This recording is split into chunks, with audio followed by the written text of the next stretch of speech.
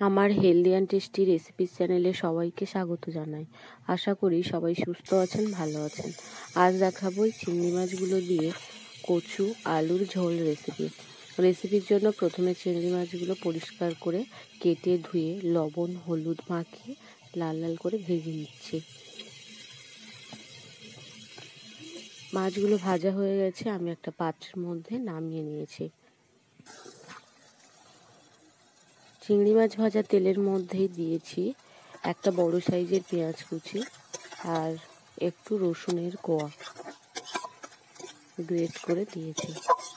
পেঁয়াজ রসুনটা খুব ভালো করে ভেজে নিয়ে দিয়ে দিয়েছি আলু কচু আলু পরিষ্কার করে কেটে ধুয়ে রেখেছিলাম। সেই কচু আলু দিয়ে খুব ভালো করে ভেজে নিচ্ছি। কিছুক্ষণ ভেজে নেওয়ার পর দিয়ে দিয়েছি স্বাদ মতো লবণ দিয়ে ভালো করে নেড়ে আরো কিছুক্ষণ ভেজে নেব। ঢেকে রেখেছিলাম, ঢাকনা খুলে নিয়ে নেড়ে ছেড়ে দিয়ে দিয়েছি পরিমাণ মতো হলুদ গুঁড়ো। লবণ হলুদ দিয়ে কচু খুব ভালো করে কষিয়ে নিতে হবে। অন্য যে কোনো সবজির চেয়ে কচু একটু ভালো করে কষাতে হয়, কারণ কচুর গায়ে লালা ধরনের থাকে। একদম শুকনো হয়ে যাওয়া পর্যন্ত কষালে এই রেসিপির স্বাদ ভালো হয়।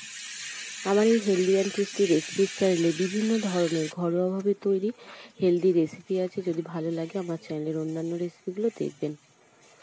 খুব ভালো করে কষিয়ে নিয়ে দিয়েছি জিরে গুঁড়ো আর লাল লঙ্কার গুঁড়ো আর কয়েকটা চেরা কাঁচা লঙ্কা দিয়ে খুব ভালো করে আরও কিছুক্ষণ কষিয়ে নেব। আর ঢেকে রাখবো না, অনবরত নেড়ে ছেড়ে কষিয়ে নেব। আমার চ্যানেলের অন্যান্য রান্নাগুলো যদি ভালো লাগে তাহলে প্লিজ আমার নতুন বন্ধু যারা তারা আমার চ্যানেলটিকে সাবস্ক্রাইব করবেন, লাইক করবেন, শেয়ার করবেন। পুরনো বন্ধুরা অবশ্যই আমার ভিডিওগুলোকে লাইক কমেন্ট শেয়ার করতে ভুলবেন না। আর সবাই এভাবেই আমার পাশে থাকবেন। খুব ভালো করে কষিয়ে নিয়ে দিয়েছি পরিমাণ মতো জল। আমি উনুনে রান্না করছি।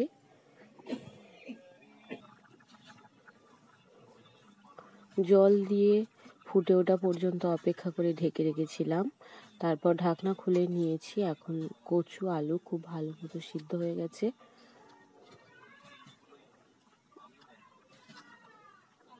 কচু আলু সিদ্ধ হয়ে গেছে। এখন ভেজে রাখা চিংড়ি মাছগুলো দিয়ে দিচ্ছি।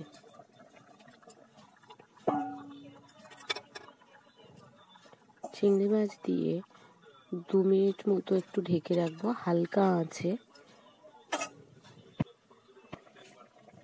ঢাকনা খুলে নিয়েছি, রেসিপি রেডি হয়ে গেছে। আমি একটা পাত্রের মধ্যে নামিয়ে নিয়েছি। শেষ পর্যন্ত দেখার জন্য সবাইকে অসংখ্য ধন্যবাদ। সবাই ভালো থাকবেন, সুস্থ থাকবেন আর আমার চ্যানেলটিকে সাবস্ক্রাইব করবেন।